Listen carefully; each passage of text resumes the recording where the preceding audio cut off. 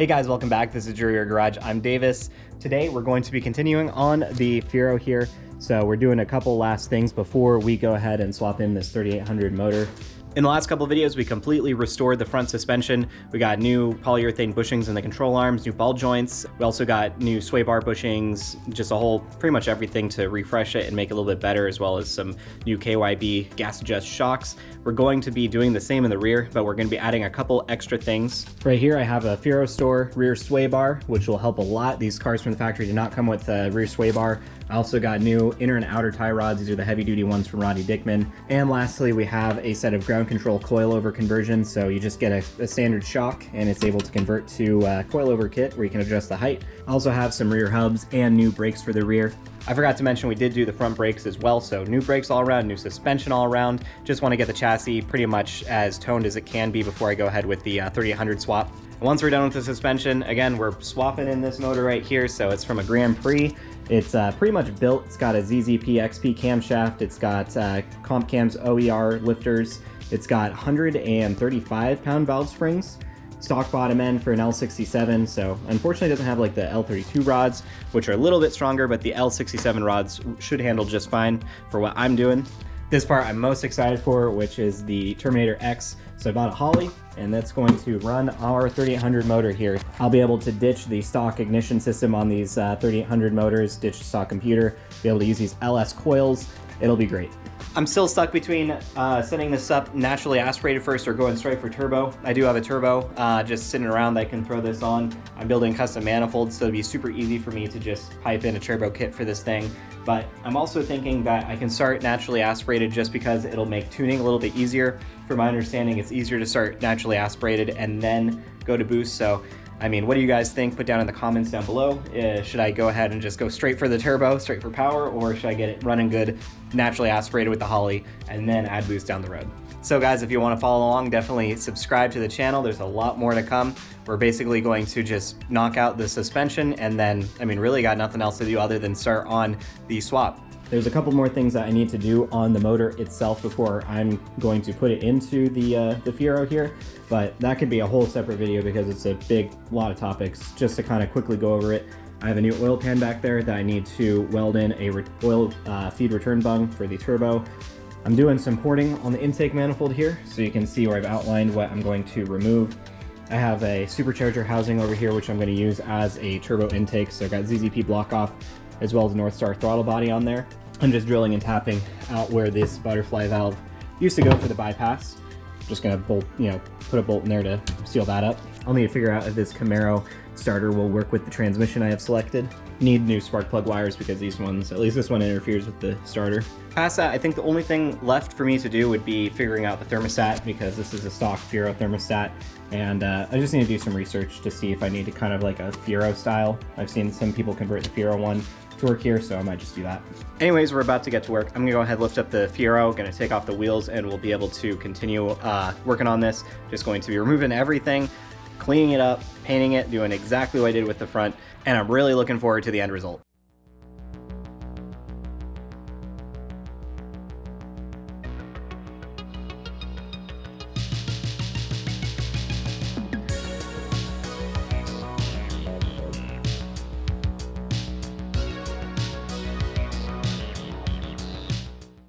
All right guys, got the wheel off. I'm just kind of assessing everything that's down here. We got D2 upper strut bolts. We have our tie rod here, the control arm bolts. Looks like I don't have the right size sockets for these ones. Well, I actually might have the sockets, the wrenches I don't. So I also need to double check what size these are. I also don't seem to have the right size socket for the axle nut. I might need to go to a parts store and grab that. Otherwise, we just have our tie rod here to disconnect. Goes inside, there's a nut on the other side. So we're gonna work on that, as well as access to the control arms there, and then through the top for the strut bolts.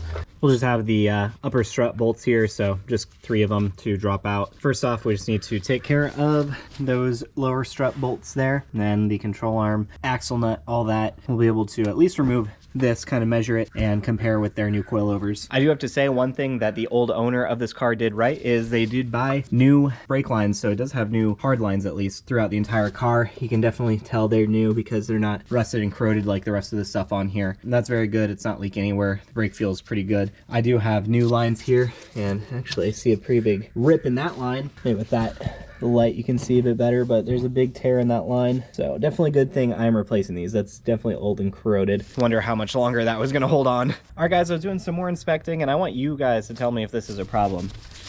Should the caliper be able to do that? It's not like this is a slide pin or something like that. Like the actual bracket to the knuckle is moving in and out like every part of this thing. That's pretty concerning. Gotta double check how to disconnect this brake caliper from here, but yeah, I don't think that's supposed to happen.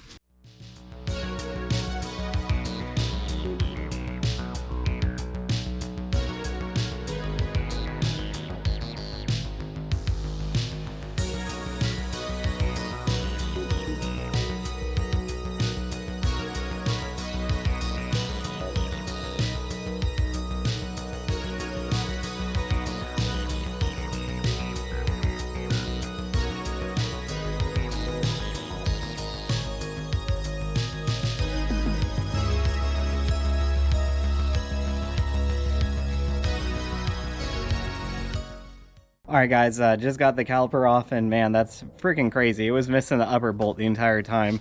I mean, as you saw, I was able to move it by hand.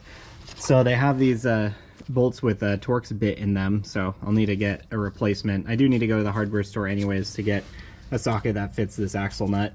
But man, that's pretty crazy. Past that, this thing is just caked in axle grease or other dirt, whatever else. Definitely needs to be cleaned up. Obviously gonna replace this line. It's just fraying and cracking up there. Yeah, I'm gonna need to basically remove the axle nut here, and then I can start breaking these loose. So I can remove the hub, replace that, and then I'll also be able to like clean up the hub itself. One thing I am interested in doing is eventually doing a upright conversion. In the conversion, you basically replace the hub with one from like a Grand Prix or a Pontiac Tempest. There's a couple options, but the goal is to replace the smaller axle spline on the outer. The inner you're kind of stuck with depending on what transmission you have. I think they're all the same basically with the front wheel drive style transmissions you can get for these, other than like the 4T60 or 4T80.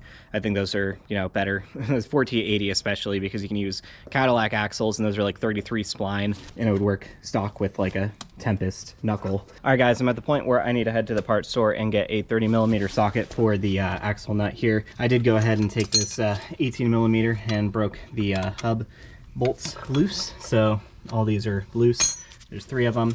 Basically the only thing holding this hub on is I guess probably the friction weld it's going to have with rust, but also the nut here. So I'm going to get that nut or the 30mm socket to take this off. Then lastly, all we'll have are the 2 control arm bolts here and the ball joint. Just a nut on there, and I tap out the bolt. Looks pretty grimy, so I'm gonna buy a bunch of brake clean just to kind of clean up everything under here. Then we'll work on just separating the hub, the knuckle, and the lower control arm. Before I head out, I do have to say this shock is really heavy, so we're gonna be saving some weight with the coilover conversion. Like, I don't know why it's so heavy. The spring's just really massive, I guess. I'm gonna have to basically remember the order of everything. I don't need to reuse the top plate or anything other than this here, which slide off. Basically that faces inward. But yeah, I don't need to reuse any of this, so I have a new top hat, new nuts and everything. Well, thinking about it, I might need to reuse something from here. I'll just have to double check. Should overall be pretty simple.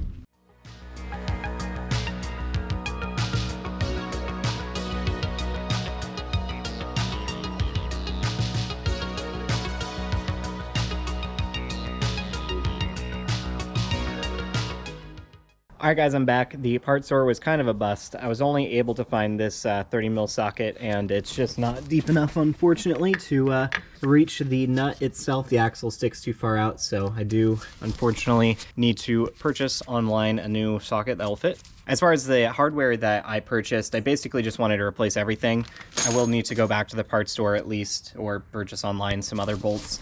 I was unable to find socket head bolts for the actual brake caliper itself. To take a Torx bit or Allen head, takes this kind of specific bolt with the socket, and they just didn't have the right thread pitch. I could drill and tap the actual knuckle itself and change the thread pitch. That is an option, but I don't really want to do that. So I'm just going to buy some replacements off the Fiero store. This is like a really odd size. It's 12 millimeter by 1.5, or it's 11 millimeter by 1.5, 65 millimeter length total. So it just, if I were to buy it online, it'd be like $10 a bolt from what I've seen. I'll just have to keep looking.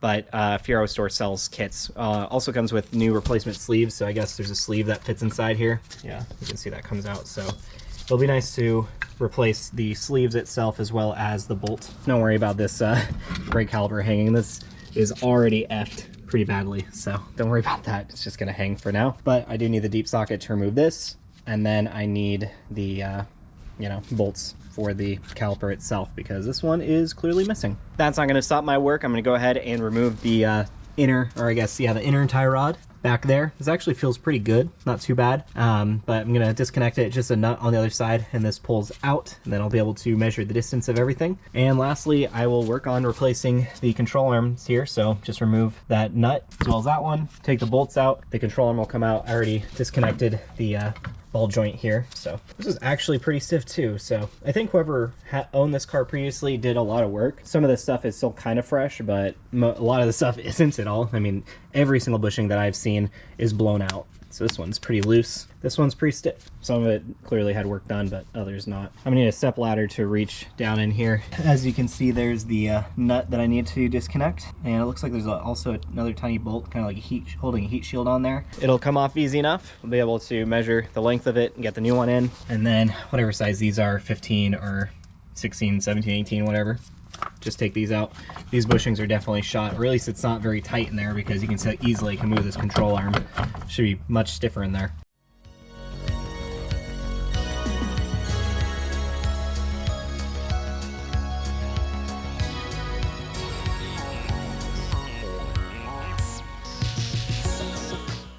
Here are the new inner and outer tie rods. This is the Rodney Dickman heavy duty version. So I basically measured, you know, the same distance and I got them about the same length. You know, eyeballing it, of course, it's not going to be exact, but this is close enough for me to just install it here and then mess with the toe later. Comes with a greasable fitting here, also a proper washer for this, so it'll be better than what they had here, locking nut. So it's as simple as just installing it through here. Basically just lining up that stud and the nut there, so it's in now. I'm going to go ahead and get the nut on the other side and then tie it down.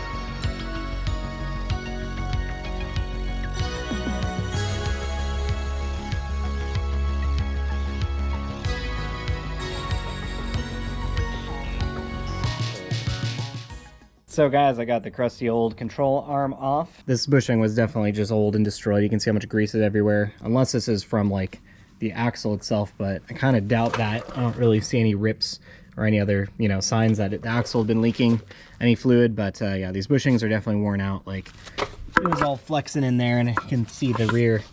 It's a little bit separated from the metal in the center to the rubber. Just in there, it was really loose. So I'll be cleaning this up, power washing it, repainting it, obviously replacing the ball joint, and putting polyurethane bushings in here. I did run into another complication though. So this brake caliper, I was trying to compress the piston in there, and if you guys don't know, a lot of GM cars have like the slots in there, and you're supposed to rotate the piston to compress it instead of just getting a compressor tool on there. It's a really stupid design. I hate it. Anytime I encounter it, it's so dumb. So something to keep an eye out for. But the problem with mine here is I was rotating it. This is the kind of tool you need. You just find what slots up correctly. So I did just that, and rotating it left doesn't compress it at all. It was completely sucked before, but I finally got it broken loose. And then with this, you're supposed to rotate it left, and that's supposed to suck it in. I also tried it the other way just to be, be doubly sure. I tried it right. It doesn't come in or out. So I was thinking maybe it has something to do with the e-brake cable. So I did disconnect that, but I mean, looking at it, it doesn't look like it can come in and out. I suppose if I was able to remove this, I could push to put the piston back in. But I mean, at this point, why not just get a new one? They're cheap enough. I'm just gonna buy some new rear calipers, swap over the e-brake lines. We also have new lines, so that's good. One other problem is they use an Allen head for this bolt that holds this bracket on, and it just strips immediately. I didn't even put the impact on it. I did it by hand. I knew it was going to be a problem, so I did it by hand. Nothing was going to save that. It was just going to be stripping. So yeah, this caliper's toast. I'll be able to get new pins. I'll see if the new calipers come with pins and bolts. Actually, that would save me some, if the pins themselves are like $10 a side. I'm gonna be replacing both sides. That's 20 bucks. So I might be in for basically just buy 2 calipers, get 1 free at that point, because these are only like 20 bucks, I think. So not too bad. My own new caliper. Still waiting on the socket for this.